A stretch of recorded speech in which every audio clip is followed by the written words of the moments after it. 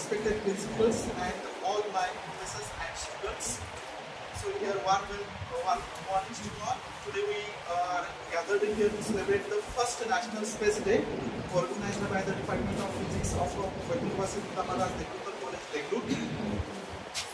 So here I take pleasure to invite our respected principal, Dr. Kulkarni sir. Please come to the dais as the chairman of the program. And I request it to be Dr. Anil Jadhav sir as the chief guest of today's program. And I also request it to be my colleague and my friend. Please.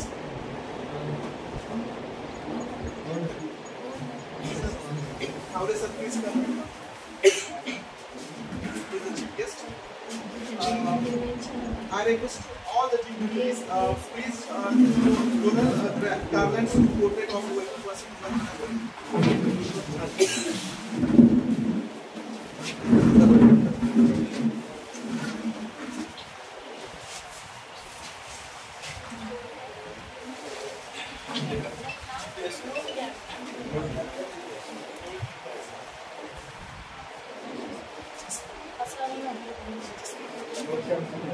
Please give the event pass.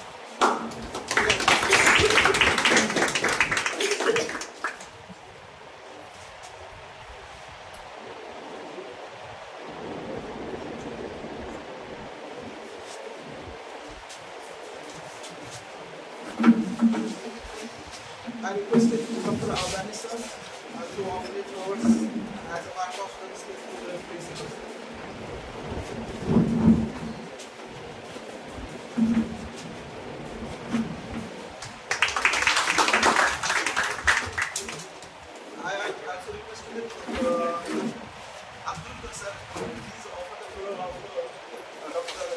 Jadhav sir.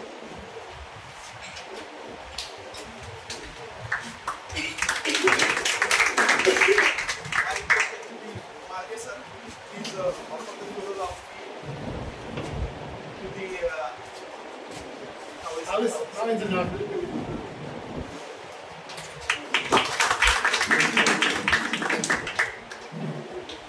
So here, today is the National Day. Why we are National Space Day? Why we are celebrating? So I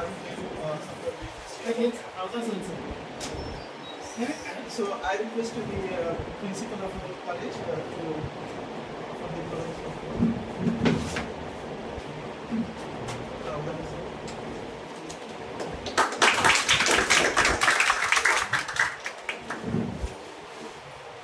Today is the National Space Day. Why we are celebrating? So I will tell you the information about it. So India is celebrating its National Space Day on 23rd August 2024. On 23 August 2024, the Indian Space Research Organization reached a significant milestone by successfully landing Chandrayaan landers and rovers on the moon. With this achievement, India became the fourth country to land on the moon and the first to land near the lunar southern region. To celebrate these achievements, every year August 23rd has been declared as a National Space Day by the Government of India. On the first National Day, that is the August 23, 2024, the theme selected is touching lips while touching the moon. So India's space saga. The theme highlights the significant impact of space exploration on society and technology. The Department of Space will be conducting extensive celebrations across the country. The Government of India has launched a month-long campaign to showcase the achievements of India's space missions to inspire the youth. These events are planned to highlight India's remarkable achievements in space, which is a benefits for the society and opportunity for the each and every peoples of the country. So ISRO's commitment to space science is inseparable from the commitments to the society. Hence, National Space Day celebrating promotes general awareness about the space programs to the public, especially youth and children. On this day, let us find time to learn some more about the importance of ISRO and the space mission. Thank you. Right now, I would like to invite Vice Principals and Head of the Department of Physics, Dr. Avdani sir, please share the knowledge with us.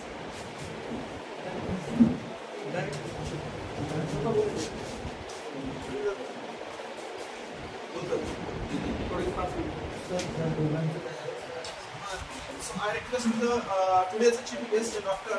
Zadev sir, please share knowledge with us.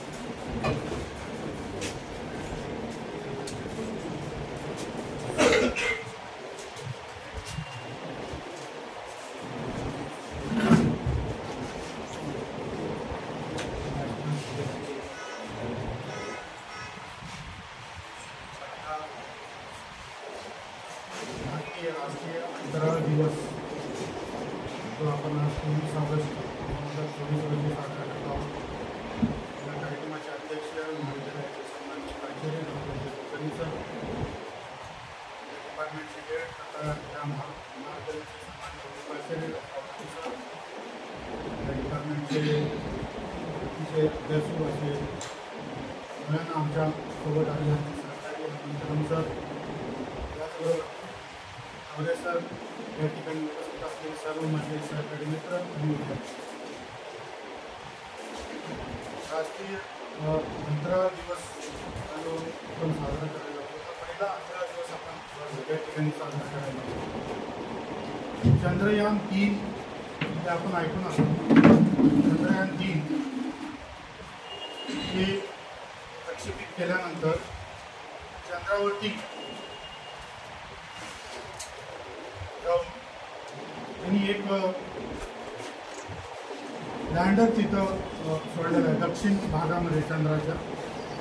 आणि भारत हा पहिला राष्ट्र आहे जे की या दक्षिण भागावरती म्हणजे चंद्राच्या दक्षिण भागावरती भारतानं अशा पद्धतीचं चंद्रयान 3चं यशस्वीरित्या लँडिंग केली. आणि त्यामुळं या चंद्रावरती चालणाऱ्या वेगळ्या ज्या गोष्टी आहेत त्याचं संशोधन करण्यासाठी अशा पद्धतीचा इस्रोचा हा यशस्वी प्रयत्न या ठिकाणी. यासाठी या शास्त्रज्ञांच्या सन्मानार्थ अशा पद्धतीचा राष्ट्रीय अंतराळ दिवस हा 23 ऑगस्ट 2024 दिवशी साजरा करण्याचा आपल्या सन्माननीय प्राईम मिनिस्टरने या ठिकाणी घोषित केलं. आणि त्यासाठी म्हणून आपण या ठिकाणी अशा पद्धतीचा राष्ट्रीय अंतराळ दिवस या ठिकाणी साजरा करतो. मित्रांनो, तुम्हाला सगळ्यांनाच माहीत असेल कल्पना चावला, सुनीता विल्यम्स या अंतराळवीर या ठिकाणी आहेत. सुनीता विल्यम्स या आत्ता अंतराळामध्ये आहे. त्या बऱ्याच दिवसापासून पृथ्वीवरती लँड होण्याचा प्रयत्न या ठिकाणी करायला लागतो. पण काही टेक्निकल अडचणीमुळं नासा त्याच्यासाठी खूप मोठ्या प्रमाणात प्रयत्न करत आहे की त्या पृथ्वीवरती यशस्वीरित्या कशा पद्धतीने लँड होते. या अगोदर या ठिकाणी कल्पना चावला असंच स्पेसमध्ये अंतराळामध्ये या ठिकाणी गेल्या होत्या. कोलंबिया नावाचं यान, ज्या कोलंबिया नावाच्या यानामधून त्या वर अंतराळामध्ये गेल्या, विविध संशोधनं त्यांनी त्या ठिकाणी केली. आणि परतत असताना या पृथ्वीच्या कक्षेमध्ये येत असताना या कोलंबिया नावाच्या यानाचं या ठिकाणी खूप मोठ्या प्रमाणावर अपघात झाला. म्हणजे ते क्रॅश झालं आणि अमेरिकेच्या टेक्सास या ठिकाणी त्याचे तुकडे या ठिकाणी खूप मोठ्या प्रमाणावर येत. म्हणजे स्वतःला वाहून घेतल्यावरती जो उद्देश आपल्या डोळ्यासमोर आहे, जे एम आपल्या डोळ्यासमोर आहे, ते साध्य करण्यासाठी जीव गेला तरी हरकत नाही. मात्र ते संशोधन कार्य पूर्ण झालं पाहिजे. या मानवाच्या कल्याणासाठी, आपल्या संपूर्ण मानवजातीच्या कल्याणासाठी अशा पद्धतीची संशोधनं झाली पाहिजे. त्यासाठी पेटून उठलेले काही संशोधन आहेत. म्हणून या संशोधकाच्या सन्मानार्थ अशा पद्धतीचा स्पेस डे आपण 23 ऑगस्ट 2023ला अशा पद्धतीचं पहिलं त्या ठिकाणी लँडिंग झालं चंद्रयान 3चं. आणि त्याच्यानंतर एक वर्षानंतर आपण अशा पद्धतीचा हा डे साजरा करतो. यासाठीच म्हणून हा डे आपण या ठिकाणी साजरा करत आहोत. या डिपार्टमेंटनी अशा पद्धतीचा नॅशनल स्पेस डे या ठिकाणी साजरा करून खूप मोठ्या प्रमाणावर या ठिकाणी विद्यार्थ्यांना, कारण म्हणजे विद्यार्थ्यांना ही माहिती गेली पाहिजे, पर्क्युलेट झाली पाहिजे. यासाठी तुम्हाला सगळ्यांना ही माहिती व्हावी यासाठी भौतिकशास्त्र विभागाने जो कार्यक्रम या ठिकाणी अरेंज केला, ऑर्गनाईज केला, कारण म्हणजे एक विद्यार्थ्यांसाठी एक पर्वणीच आहे. एवढं बोलून मी या ठिकाणी थांबतो.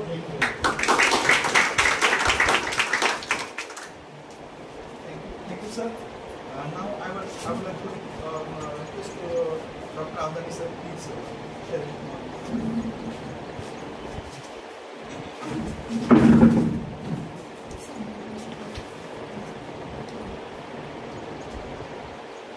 राष्ट्रीय अवकाश दिन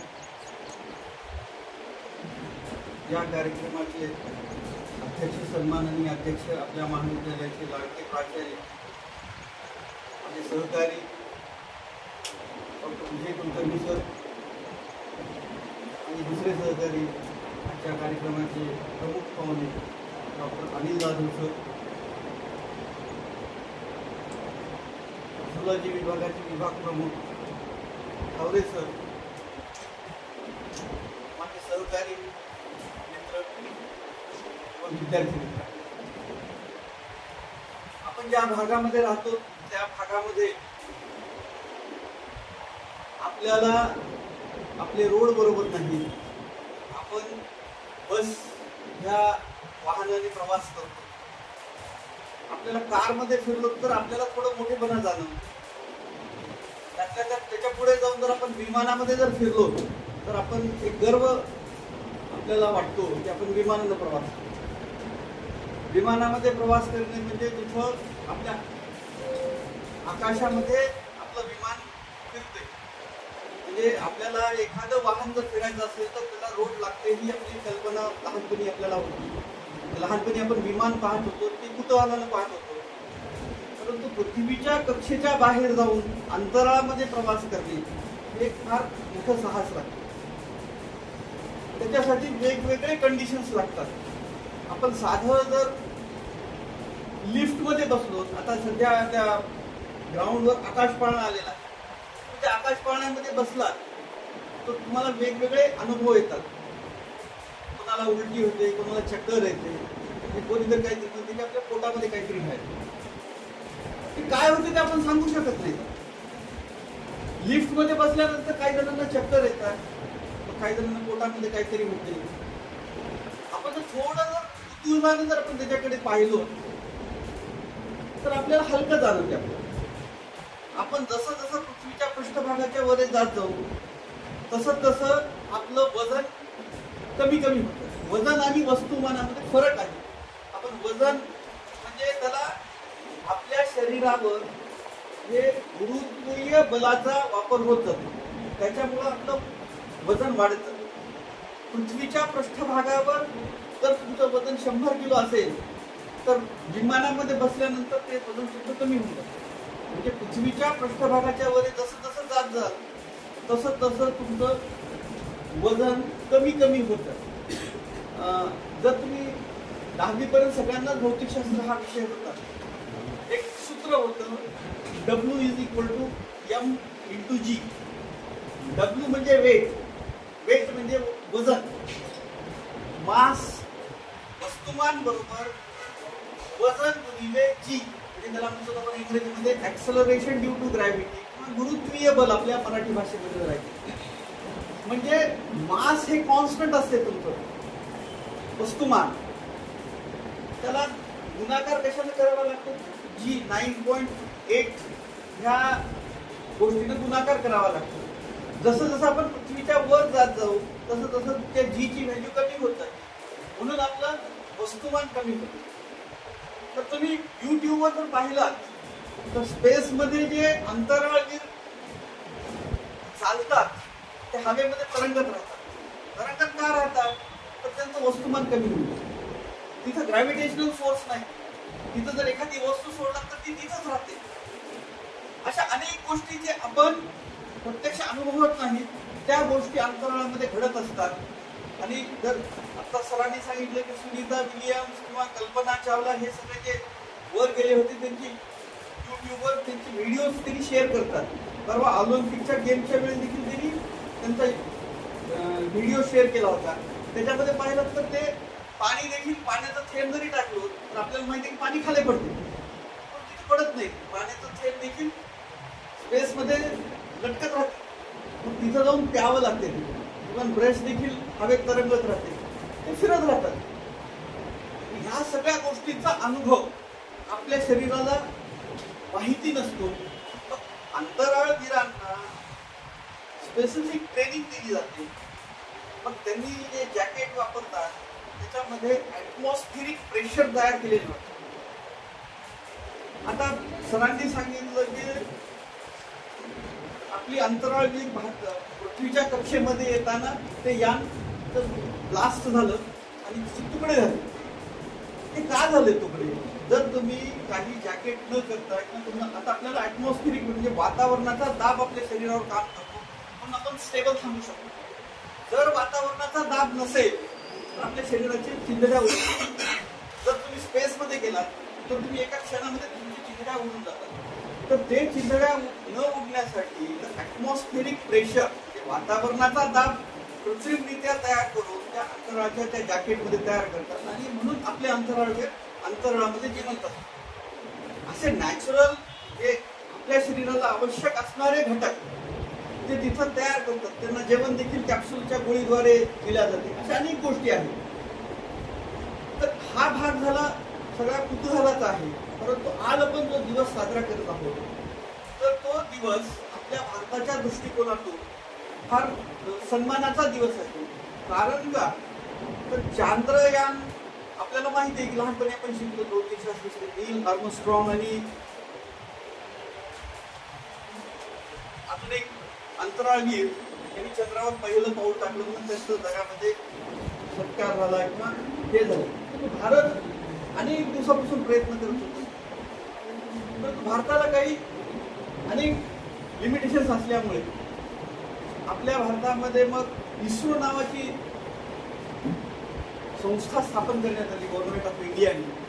त्यांचं एकच मिशन होतं की स्पेसमध्ये भारतानं रिसर्च करावं. मग त्याच्यामध्ये अनेक आपण यान पाठवलेले आहेत. पूर्वी म्हणजे जेव्हा स्थापन झाली होती तर आपण रशियाच्या मदतीनं आपण यान पाठवत होतो.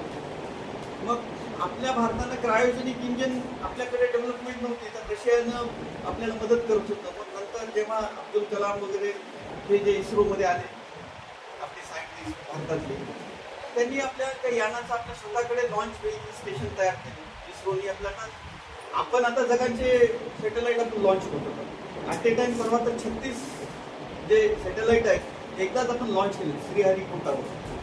अशा अनेक गोष्टी आहेत. परंतु ह्या दिवसाचं महत्व का आहे?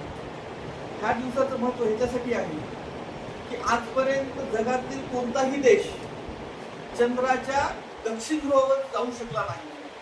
त्या ठिकाणी आपलं भारताचं चांद्रयान 3 हे उतरवलं होतं. आपण सेफली उतरवलं.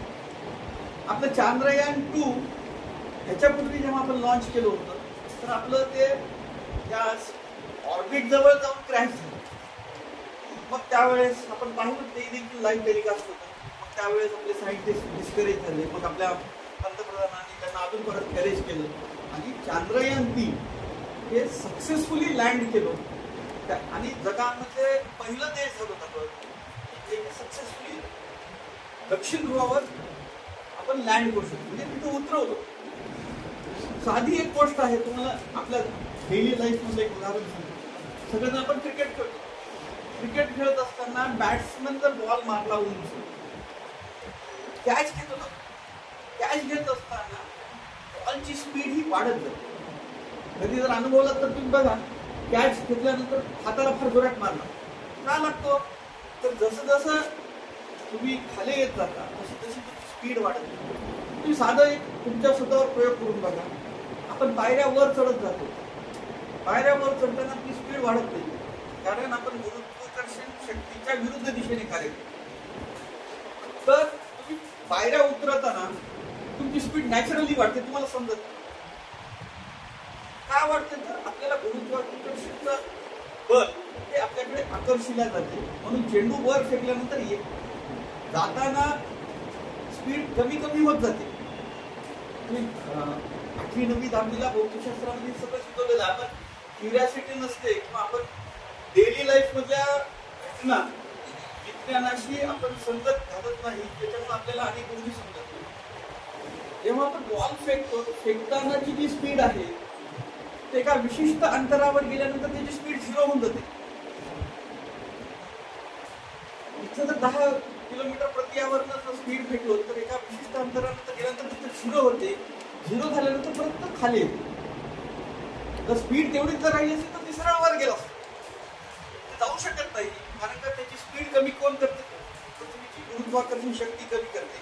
आणि एका विशिष्ट अंतरावर गेल्यानंतर त्याची वेग आहे किंवा व्हेलॉसिटी आहे ती झिरो होते.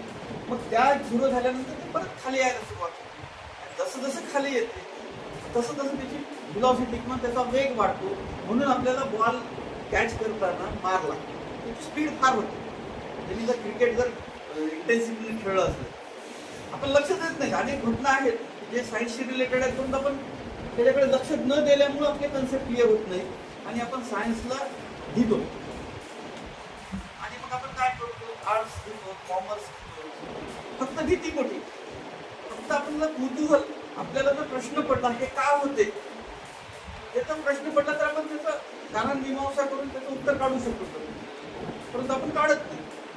हा भाग कधी वेगळा झाला.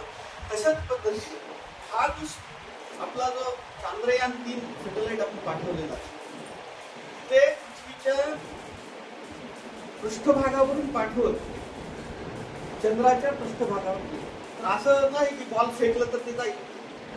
तुम्ही बघा, तुम्ही जे पोहता, तुम्ही स्विमिंग करता, तर तुम्ही काय करता? तुम्ही स्विमिंग करत असताना पाणी पाठीमागे सारखं, पाणी पाठीमागे सारल्यानंतर आपण समजतो तिथं काय आहे, मीडियम माध्यम काय आहे, पाणी आहे. पाणी तुम्हाला अडथळा करतं. तर आपल्या वातावरणामध्ये काय आहे आपल्याला?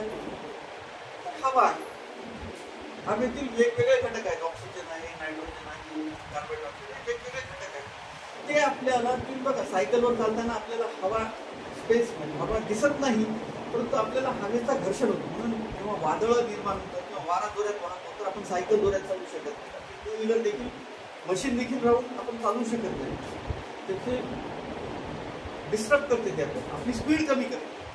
तसंच जेव्हा सॅटेलाइट अंतराळ यान हे जेव्हा अंतराळामध्ये जाते तर आपल्या पृथ्वीच्या भोवताली वातावरण आहे, ओझोनचा लेअर आहे. वातावरणामध्ये सगळे घटक आहेत, वायू घटक. त्याच्यानंतर सगळ्यात शेवटी ओझोनचा लेअर, ओझोन एक वायू आहे, त्याचा लेअर आहे. त्याच्या पलीकडे काहीच नाही, स्पेस म्हणतो आपण, अवकाश म्हणतो. त्याच्यामध्ये काहीही नाही, हवा नाही, काहीच नाही, काहीच नाही. तिथं गुरुत्वाकर्षण शक्ती कार्य करते. परंतु त्या गुरुत्वाकर्षण शक्तीच्या कार्यकक्षेच्या बाहेर जाण्यासाठी जी स्पीड लागते, कारण का कोणतीही वस्तू, तुम्ही लहानपणी ते ओढायचं, एकमेकाला ओढायचं गेम खेळतात, ते ग्रीनगन मारलं जाते, मधल्या माणसाला बाहेर ओढल्या जाते. मधला माणूस मध्ये ओढतो आणि बाहेरचा माणूस बाहेर ओढतो. बाहेरच्या माणसाचं जर शक्ती जास्त झाली की तो काय होतो? तो बाहेर जातो. त्याला म्हणते थ्रस्ट, म्हणजे सायंटिफिक लँग्वेजमध्ये त्याला म्हणते थ्रस्ट, म्हणजे धक्का देणे. मग आपण जेव्हा पोहताना जेव्हा आपण स्विमिंग करतो तर आपण पाणी मागे सारतो, आपण समोर जातो, म्हणजे पाण्याला धक्का देतो आणि आपण समोर जातो. बॉलला देखील तुम्ही जर बॅटनं मारलं तर ते समोर जातो, रिव्हर्स डायरेक्शनने येत नाही. ज्या दिशेनं फोर्स लावतो त्या दिशेनं त्याचं काय होते तर विस्थापन होते किंवा त्याला बदल होतो, त्या दिशेने तो जातो. तसंच आता आपल्याला वर पाठवायचं, वर कुठे आहे माहिती नाही. आपल्याला माहिती आहे इथून नांदेडला जायचं नाही तर आपण उत्तर दिशेने जातो. वर गेल्यानंतर काही दिशा समजत नाही. जर तुम्ही समुद्रामध्ये जर गेलात कधी तर तुम्ही अनुभवा, तुम्हाला दिशाच समजत नाही. वर गेल्यानंतर तर काहीच नसते, कुणीकडे पूर्व आहे, कुणीकडे. तर आपल्या भूगोल विभागामध्ये ते वर गेल्यानंतर आपण भूगोलामध्ये शिकलो अक्षांश आणि रेखांश. तर जे काही स्पेसचं काम चालते हे अक्षांश रेखांश होतं. आपले जे विमानं उडतात ते सगळे अक्षांश रेखांशावर उडतात, म्हणजे त्याचं लोकेशन सांगते. लॉंगिट्यूड आणि लॅटिट्यूड असं म्हणतो. तुम्ही इव्हन जहाजाचं जरी बघितलं, जहाजाला त्याला डायरेक्शन नसते, ते सगळं उपायांतरावर चालते. ईस्ट वेस्ट नॉर्थ साऊथ आपल्याला सांगते. नॉटिकल माइल एवढ्या लॅटिट्यूडला आहे, एवढ्या लॉंगिट्यूडला. आता आपला तो विषय नाही, कारण का आपण कधी समुद्रामध्ये जात नाही, आपण स्पेसमध्ये जात नाही. त्याच्यामुळं आपल्याला माहीत नाही की कुठं काय वापरतो. एवढं कशाला, तुम्ही एका ओपन स्पेसमध्ये जा, जिथं दूरपर्यंत. इव्हन तुम्ही वाळवंटामध्ये जर गेला तर तुम्हाला तुमचं लोकेशन समजणार नाही, कोणत्या दिशेला आहेत आपण काय नाही. मग आपण सूर्योदय व्हायची वाट पाहावं लागते. मग आपण म्हणतो ही पूर्व दिशा आहे. मग आपण भारताचं सांगतो की पूर्वोत्तर राज्य आहे, ते उत्तर भारतातले राज्य आहे, ते दक्षिण भारतातले. मग वर गेल्यानंतर तुम्हाला लॉंगिट्यूड आणि लॅटिट्यूड, आता चंद्र कुठं आहे, मग ते चंद्राजवळ कसं पाठवायचं, अनेक गोष्टी आहेत. या सगळ्या गोष्टींना मात देऊन, या सगळ्या गोष्टींचं सोल्युशन काढून आपल्या इस्रोने ते चांद्रयान 3 पाठवलं. त्याचं कौतुक करण्यासाठी आपल्या पंतप्रधानांनी हे राष्ट्रीय स्पेस डे किंवा अवकाश दिवस हा साजरा करण्याचा ठरवला आहे. त्याच्याबद्दल मी थोडीफार माहिती देतो, ते थोडं शांतपणे ऐकून घ्या, जेणेकरून तुमच्यामध्ये क्युरियासिटी जागृत व्हावं. क्युरियासिटी म्हणजे उत्सुकता, कुतूहल तुमच्यामध्ये जागृत जर झालं तर अनेक गोष्टीचे प्रश्न शोधण्यासाठी तुम्ही सरांपर्यंत येताल अशी अपेक्षा करतो मी. त्या कार्यक्रमाचं फलित जे राहावं हे माझी अपेक्षा आहे. तर सर्वप्रथम आपल्याला मी जे तुम्हाला सांगितलं की चंद्र कुठं आहे ते माहिती नाही. चंद्र किती अंतरावर आहे माहिती नाही. मला नांदेडला जायचं असेल तर 70 किलोमीटर आहे किंवा 80 किलोमीटर आहे. तर मी किती वेगानं गेलं तर किती वेळात पोहोचेल, कोणत्या दिशेनं जाईल, त्याचं सगळं माझ्याजवळ सगळं कॅल्क्युलेशन पाहिजे. तसं अंतराळामध्ये एखादी गोष्ट सोडायची आहे तर सगळी सायंटिफिकली डिझाईनड करून थोडी जरी चूक झाली तर त्याच्यामध्ये काय होते की चूक झाली की ते अनसक्सेसफुल होते. आणि आपल्या भारत सरकारनं त्याच्यावर कोट्यावधी रुपये आपण खर्च केले, म्हणजे त्या सायंटिस्टच्या डोक्यावर डबल प्रेशर असतं. आपलं मिशन सक्सेस करणे आणि 130 करोड भारतीयांच्या अपेक्षा पूर्ण करणे. आपण आपल्या भारताच्या जे मंगळयान जे आपण पाठवलं तर त्याचा खर्च होता ॲटो रिक्षाचा खर्च एवढं. आपल्या ॲटो रिक्षाला आपण नांदेडमध्ये ॲटोला 10 रुपये देतो एका ठिकाणाहून दुसऱ्या ठिकाणी, त्याच्यापेक्षा देखील कमी खर्चामध्ये आपलं मंगळयान मंगळावर जाऊन आलं. म्हणजे ही कमाल आहे आपल्या सायंटिस्ट. तर या सगळ्या गोष्टीचं कॅल्क्युलेशन केल्यानंतर हे सगळं यान वर पाठवलं जाते. अनेक टेक्निकल गोष्टी आहेत जे की तुम्हाला समजणारे नाही.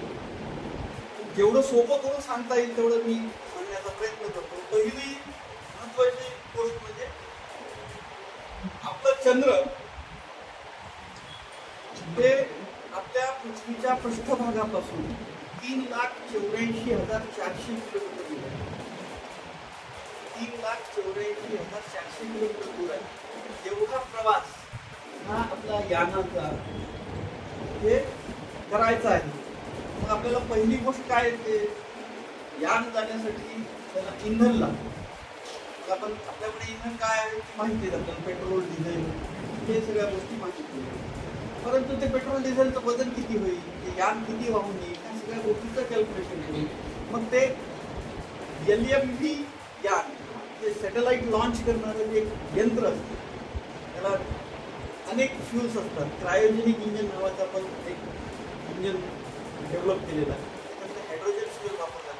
आता हायड्रोजन फ्युएल आता आपण नितीन गडकरीच्या भाषणामध्ये ऐकून आपल्याला कार चालवण्यासाठी आता भविष्यामध्ये हायड्रोजनच्या वर चालवण्याची आपल्याकडे टेक्नॉलॉजी आपण डेव्हलप करायची. तर क्रायोजेनिकमध्ये मला वाटते आपलं कसं -273 डिग्री सेंटीग्रेडला it converts into the gas, म्हणजे हायड्रोजन लिक्विड. मग तेव्हा एखादी वस्तू आपलं रूप बदलते, एक तर एनर्जी बाहेर येते किंवा एनर्जी ॲब्झॉर्ब करते. या दोन घटना घडतात. आपल्याला माहिती आहे की मूलद्रव्याच्या 3 अवस्था आहेत, स्थायीरूप अवस्था, द्रवरूप अवस्था आणि वायुरूप अवस्था. स्थायीरूप अवस्थेमधून म्हणजे स्थायीरूप अवस्थेमधून द्रवरूप अवस्थेमध्ये जायचं असेल एक तर एनर्जी त्याच्यातून काढावी लागते किंवा एनर्जी द्यावी लागते, तरच त्याची अवस्था बदलते. स्थायीरूप अवस्थेमधून द्रवरूप अवस्थेमध्ये किंवा द्रवरूप अवस्थेमधून वायुरूप अवस्थेमध्ये. आता तुम्हाला साधं पाण्याचं उदाहरण देतो. पाणीचं स्थायीरूप अवस्था म्हणजे बर्फ. बर्फाचं टेम्परेचर राहते 0 डिग्री टेम्परेचर. तर त्याला पाण्यामध्ये रूपांतर करायचं राहील तर मला काय करावं लागते, त्याला हीट द्यावी लागते, उष्णता द्यावी लागते. 1 डिग्रीला झाले की ते पाण्यामध्ये रूपांतर होते. परंतु पाण्याचं द्रवरूप अवस्थेमधून वायुरूप अवस्थेमध्ये जर न्यायचं असेल तर पाण्याला 100 डिग्रीपर्यंत तापमान द्यावं लागतं. पाणी उकळलं की त्याचं काय होते, द्रवरूप अवस्थेमधून वायुरूप अवस्थेमध्ये. तर अशा पद्धतीचं फ्यूल, त्याचं वजन कमी राहावं, त्याचं इंधन म्हणून वापर व्हावा, या सगळ्या सगळ्या गोष्टीचा वापर करून आपल्या सायंटिस्टनी चांद्रयान-3 आपल्याला पुढे नेलेलं आहे. तर हे चांद्रयान-3 मध्ये जे मुख्य इंजिन म्हणतो आपण त्याला, जे एकदम कार्य केलं ते आहे रोवर, लँडर आणि रोवर. अशा दोन गोष्टी त्या सॅटेलाइट मध्ये येऊन वर पडतात. आणि दुसरी महत्वाची गोष्ट म्हणजे एखाद्या आपल्या पृथ्वीच्या पृष्ठभागावरून ओझोन लेअर मधून बाहेर जात असताना घर्षण निर्माण होते, तिथं स्फोट होण्याची शक्यता असते. म्हणून ते सर सांगितले की ते आपल्या अंतराळवीर येतात तिथं स्फोट झाला. जेव्हा एखाद्या अवकाशामधून आपल्या स्पेसमध्ये यायला, आपल्या वातावरणामध्ये यायला प्रचंड घर्षण निर्माण होते आणि तिथं उष्णता निर्माण होते. आणि तिथंच ही टेक्नॉलॉजीचा वापर आपल्या सायंटिस्ट पद्धतशीरपणे जर करला गेलं तर ते काय होते, क्रॅश होते. तुम्हाला माहित नाही, आमच्या लहानपणी स्कायलॅब नावाचं एक सॅटेलाइट पृथ्वीवर आदळणार होतं 1985च्या दरम्यान. तर ते स्पेसमध्ये म्हणजे अवकाशामधून पृथ्वीवर आदळणार. तर लोक सगळेजण परेशान होते. आपलं सोनं कुठेतरी विहिरीमध्ये टाकून टाकले, काहीतरी केले, गोड करून ठेवला, कुठं पडत माहित नाही. ते भीतीदायक वातावरण होतं. परंतु आपल्या सायंटिस्टने, जगातल्या सगळ्या सायंटिस्टने ते त्या समुद्रामध्ये ते पाळलं, टेक्निक वापरून, हे सगळ्या वापरून. म्हणजे खरं आता बघा तुम्ही, तिथं स्पेसमध्ये तिथं ड्रायव्हर राहायला कोणी नाही. आपला गाडी चालवायला जर ड्रायव्हर राहते तर ते अंतराळातले यान इथं बसून आपले सायंटिस्ट त्याचं पूर्ण कंट्रोल करतात. जसं आपण मोबाईलवर सगळं कंट्रोल करतो घरातल्या वस्तू, तसं इथं बसून स्पेसमधल्या सगळ्या गोष्टी ते कंट्रोल करतात. अशा पद्धतीचं ते रोवर जे आहे ते आपल्याच्या चंद्राच्या पृष्ठभागावर आपण स्थापित केलं. दुसरी महत्वाची एक गोष्ट सांगायची म्हणजे भारताच्या जे वैज्ञानिक आहेत हेच तारीख का निवडली, जुलै आणि ऑगस्ट महिना का निवडले? तर परवा तुम्ही एक बातमी ऐकलं असतात, सुपरमून नावाचं एक बातमी चालू होती. पण बातमीमध्ये पाहिलं नाही, सुपरमून म्हणजे काय? Super blue moon. म्हणजे चंद्र हा ह्या दरम्यान, जुलै ते ऑगस्टच्या दरम्यान पृथ्वीच्या अत्यंत जवळ येतो. अत्यंत जवळ आल्यानंतर आपले वैज्ञानिक हुशार, तेवढंच अंतर कमी होतं. म्हणून हा कार्यकाल निवडला, म्हणजे जुलै आणि ऑगस्टच्या दरम्यान. आता तिथं चंद्रावर लुनार डे म्हणून, जसं आपण इथं 24 तासाचा दिवस, 12 तासाचा दिवस, 12 तासाची रात्र, तिथं 14 दिवसाचा एक दिवस पण लुनार डे म्हणून. मग त्यात आपल्या भारताच्या वैज्ञानिकांनी एवढं कॅल्क्युलेशन केलं की आपण ज्या दिवशी लँड करायचो त्या दिवशी तिथं सूर्योदय व्हावा, म्हणजे दिवस व्हावा.